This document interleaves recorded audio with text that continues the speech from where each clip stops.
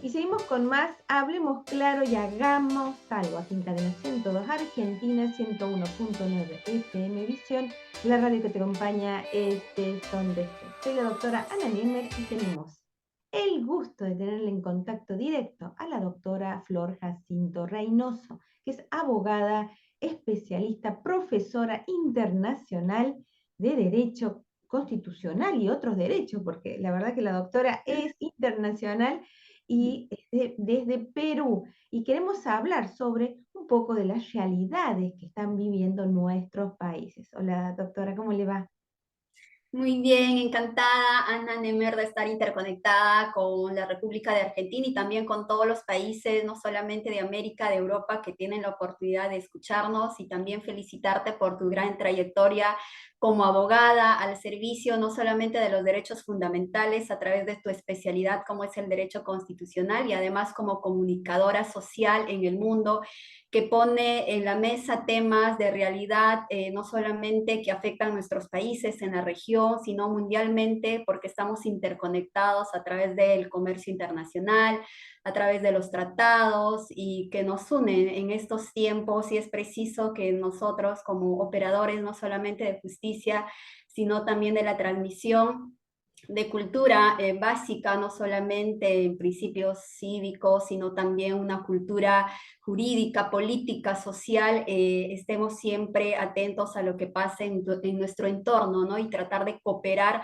con la participación activa, que es un derecho fundamental de nosotros, a la participación activa a través de la política, a través de la sociedad. Muchas gracias, Ana. Totalmente, y esto de la globalización, como muy bien lo dijiste, Flor, los tratados internacionales, y nuestros países tienen tendencias a copiarse, es decir, en las mismas épocas estuvimos con intervenciones militares, en las mismas épocas estuvimos con problemas de corrupción, el problema en Perú fue muy grave hasta que quisieron tomarse, el presidente quiso tomar ya el total del poder, imitando un poco lo que es Venezuela, Cuba, y quería llevar el mismo. Esto se logró frenar gracias a su democracia. Queríamos saber cómo siguen ustedes desde allá, porque hay un viejo dicho que dice, si ves a tus vecinos afeitar, pon tus barbas a remojar, y nosotros estamos en épocas de elecciones. Así que nos sirve mucho la visión de nuestros queridos países latinoamericanos. Cuéntanos un poco, Flor. Bien, las crisis políticas en el Perú, como ya es conocido mundialmente y tal vez por todos los peruanos en más de 200 años de vida republicana, es una crisis no solamente social, política, jurídica, y que también se entrelaza con la crisis económica que hoy en día se vive y que afecta no solamente a nuestros países en esta parte de América. Y hablando con respecto al Perú, bueno, ha sido uno de los protagonistas en cuanto a crisis política, social y cívica, que afecta muchísimo en cuanto a los principios y valores y la vida democrática. La democracia es muy importante en cuanto a la activa participación, más allá de ideologías políticas. Lo que se debe buscar dentro de la actividad política es la esencia de la política, y la esencia de la política es transformar para bien las sociedades del mundo. Esa es la idea del proceso de socialización que ha habido históricamente en el mundo, y obviamente el Perú ha sido una víctima, ¿no?, del mal ejercicio político, porque la política es maravillosa, la política sirve para entrelazar sociedades y generar el desarrollo, pero el mal ejercicio político y quizá la deficiencia en la identificación o en la materialización de la realización política, y también en los líderes denominados políticos, ha sido el causante de muchas crisis políticas y las malas tomas de decisiones, y además de ello el deficiente control del poder político, que es muy importante y está entrelazado directamente con la educación y con la cultura de la sociedad, lo que se denomina doctrinariamente y lo que está versado en nuestras cartas constitucionales en el mundo, que es la soberanía nacional. Si no contamos con una soberanía nacional educada, instruida, no solamente con conocimientos intelectuales, sino también con una sabiduría, una sensibilidad que nos invite a estar pendientes en la toma de decisiones de nuestros estados, no vamos a lograr un desarrollo tiene como objetivo generar el bienestar general. Luego de la crisis política, la última crisis política, porque como ya he sabido en la historia peruana, se han seguido muchas crisis consecutivas, pero si solamente nos referimos a la última, generada especialmente en el 7 de diciembre, en la cual el expresidente, ahora recluido un penal que está dirigido a los expresidentes del Perú, se formó una crisis política constante y ahora se tiene de acuerdo a la sucesión constitucional, una nueva presidenta de la República del Perú. Y la crisis social, jurídica, económica sigue en la actualidad por la falta del pleno ejercicio, el conocimiento en cuanto a un manejo real de una buena política, y eso está dirigida también por la ausencia de buenos asesores políticos que trabajen directamente con los políticos, pero esto ya tiene también, si analizamos filosóficamente, que va algo más allá, ¿no? Que los políticos simplemente tampoco eligen buenos asesores políticos porque hay un fin específico en ellos, tienen un fin a corto plazo que es un interés personal, pero no buscan un beneficio o una trascendencia social. Es muy Y ahí importante lo que estás diciendo, Flor, es muy importante. El viernes se llevó a cabo acá en el rectorado, en la Universidad Nacional de Córdoba, que es histórica, la presentación de un libro del doctor Eduardo Menem, senador por 30 años y convencional constituyente de la última reforma de la Constitución Nacional de 1994. Y una de las cosas que resaltaba era eso, la falta de participación y conocimiento cívico de la sociedad, que eso hace y posibilita estos abusos que tienen muchos de los gobernantes o los que quisieran arrogarse la totalidad del poder público, ¿no? Y esto de que estabas diciendo que es importante la capacitación y el conocimiento de la sociedad, pero desde una forma práctica, ¿no? Porque en los colegios enseñan derecho constitucional, acá vamos a tener ahora el 25 de mayo, que es nuestra independencia y todo demás, como una fiesta, pero el ejercicio de esta práctica civil, cívica, todavía nos falta mucho, ¿no? Porque tampoco les conviene que el pueblo conozca y ejerza su derecho. No sé si ustedes tienen una figura de el representante del pueblo, y acá se creó en la Constitucional Defensor del Pueblo la figura que lleva en plebiscito para que leyes que quieran crearse desde el pueblo sean establecidas, ¿no? Esta figura fue creada en la Constitución nuestra en el 94, pero nunca se designó al defensor del pueblo.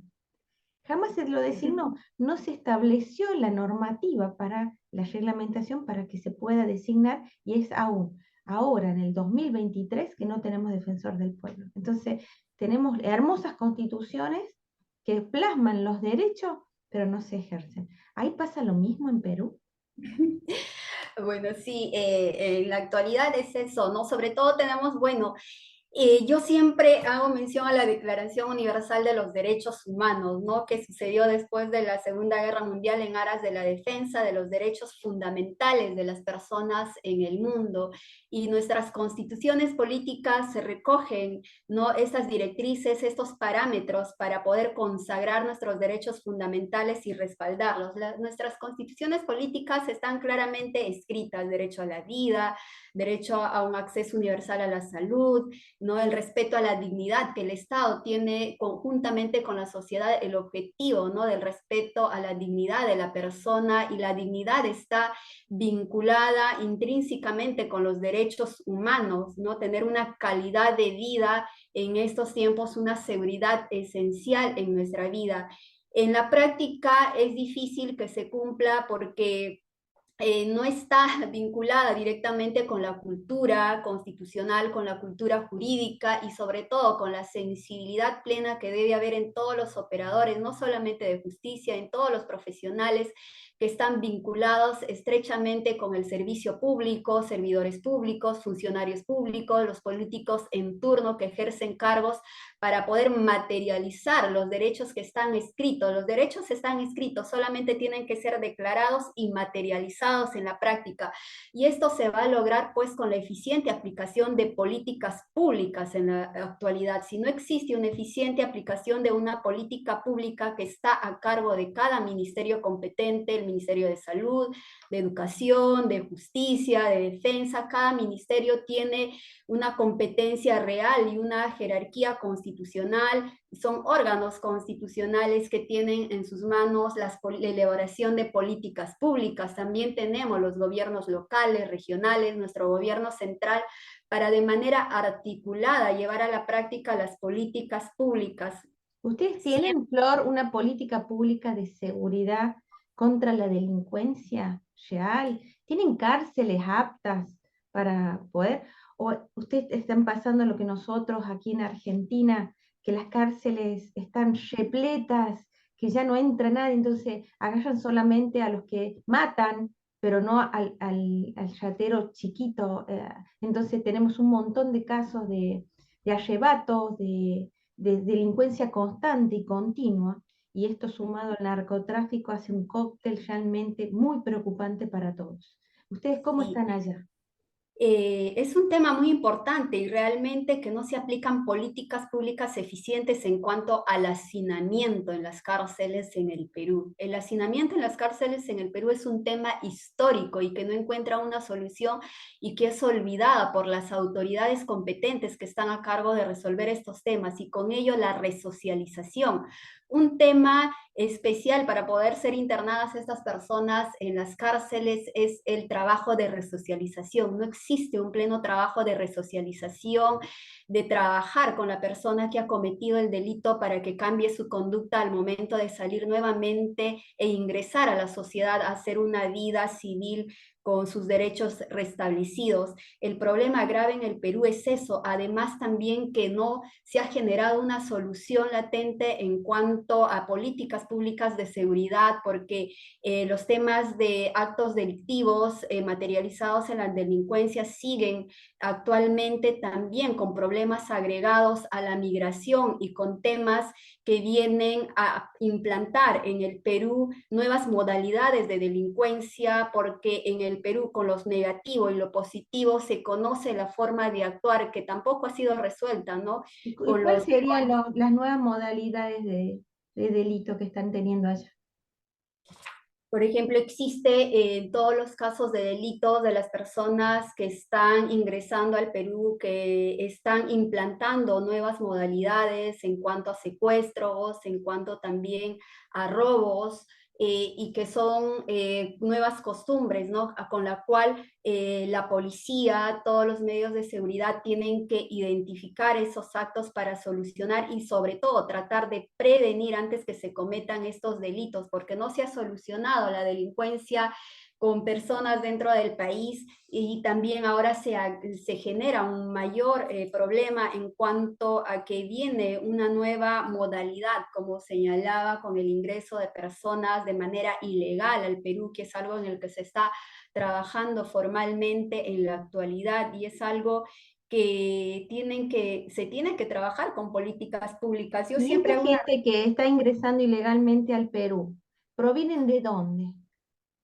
Bueno, existen países, bueno, debido a la crisis política, económica, social que existe en los países como Venezuela, Colombia, mayormente son de esos países vecinos los que ingresan al Perú a poder implantar modalidades en cuanto a actos ilegales, como también ingresan personas a trabajar dignamente, pero también hablando específicamente en el contexto de la pregunta, ¿existe en este ingreso de personas que están implantando estas modalidades?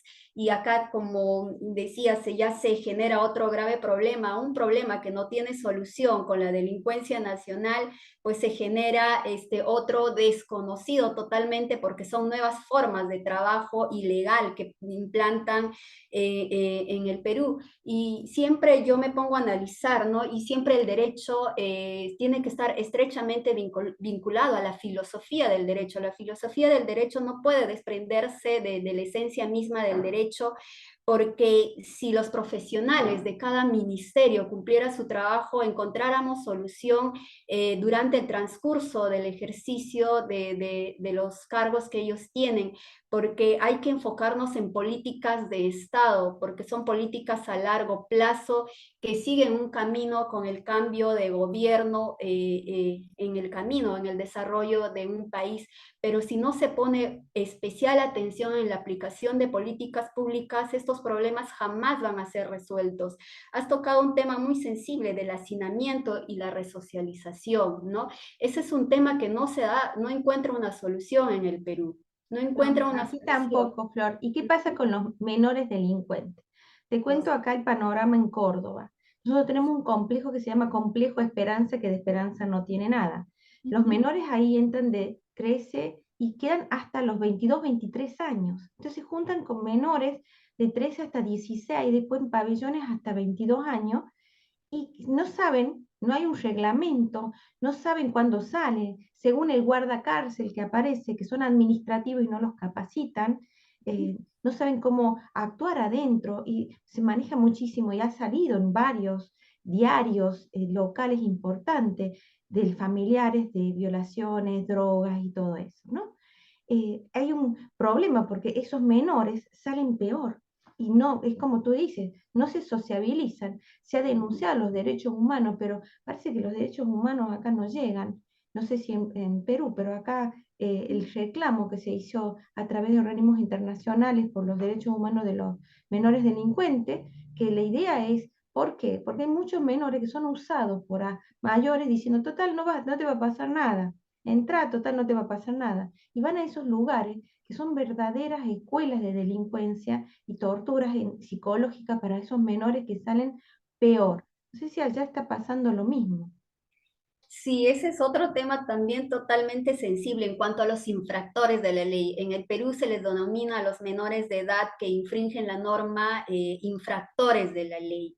Estos menores, al ser encontrados culpables, son internados, ¿no? En un centro especial en donde se les debe educar, se les debe resocializar, se les debe brindar un tratamiento no solamente psicológico, psiquiátrico, para que puedan regularizar conductas ilegales que han tenido dentro de su vida, implantar principios cívicos, una cultura cívica que es tan importante, pero aquí nuevamente ingresa la parte humana, lo que es la sensibilidad humana en el profesional, en el psicólogo, en el asistente social, en el abogado, en el personal de la salud que lleva y que tiene a cargo la resocialización de estos infractores.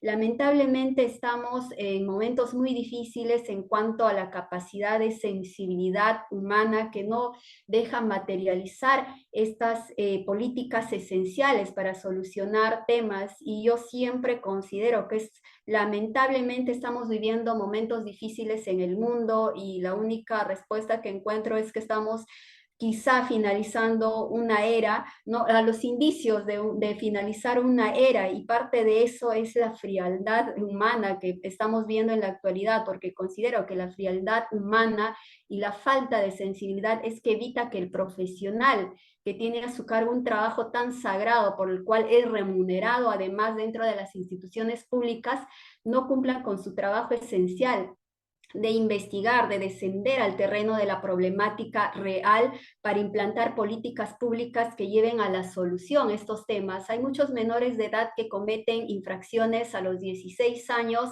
que pueden ser sancionados por 4 años. Al cumplir 18 años, que es en el Perú cumplen la mayoría de edad legal, inmediatamente son trasladados a los penales. Un infractor a los 18 años que es trasladado a un penal, como que te comenté, que existe hacinamiento, que existen diversas personas que han cometido delitos graves. Entonces, ¿qué medidas de resocialización puede encontrar un menor de 18 años involucrándose en un entorno donde existen ya personas que tienen una larga experiencia delictiva? Entonces eso es lo triste, ¿no? Y eso es a falta de las políticas públicas esenciales de resocialización, de ideas, de implantar políticas en beneficio de los menores, ¿no? Que tienen una proyección de vida a largo plazo y que por diversos factores llegan a estas infracciones de la ley por la pobreza extrema de los padres de la familia, por la falta de trabajo, por la falta de políticas. Y un poco más, el tema de que nos afecta a toda la sociedad. Un delincuente ya desde muy pequeño se vuelve hasta inhumano y de golpe tenemos más víctimas, más gente que llora a sus seres queridos. Tenemos un daño en la sociedad si no hacemos algo. Y es como tú dices, ellos cobran un sueldo y ahora están, por ejemplo, nosotros acá tenemos elecciones, ¿no? Nadie habla de la seguridad. Y uno cuando les consulta dice es un problema nacional, como si eso se quitaran el problema de en sí. No es un problema nacional, es un problema mundial, pero eso no quiere decir que los candidatos no tienen que proponer acciones para cambiar esta realidad, porque ya no nos podemos encerrar más. Nosotros en barrios ya tenemos, hay vecinos que se pusieron electricidad, ya sabemos las consecuencias como abogada, que si se pone electricidad le pasa algo al delincuente, el que va preso el dueño de casa, pero también ya no saben qué ponerse, porque hay desde alarmas comunitarias, WhatsApp, policía, pero si las cárceles están hacinadas, no crean más cárceles, acá van formando shopping, sacan las cárceles viejas, crean shopping y no crean cárceles nuevas. Entonces, de golpe, porque es políticamente incorrecto hacer cárceles, pero si se lo hicieran dignamente, con un proyecto, una política pura y seguridad de reinserción, de que trabajen para la sociedad, que generen recursos, que paguen sus comidas, de esa forma, como hacen o imiten otros países que hacen que los presos trabajen, pero con dignidad, que tengan un porcentaje para ello, otro porcentaje para que devuelva a la familia que ha dañado. Hay tantas cosas que se podrían hacer bien que no se la hacen porque la esconden bajo la alfombra. Y eso es lo que principalmente tenemos un problema, porque ya la alfombra tiene, pero una montaña. Ya cada vez que uno camina se tropieza. Así que la verdad que lamentablemente estamos en una sociedad muy, muy difícil. A mí me gustaría, como cierre, Flor, que cuentes tu mirada sobre Perú y tu propuesta que te gusta, porque como este programa se llama Hablemos Claro y Hagamos Algo, tu propuesta para una Perú mejor.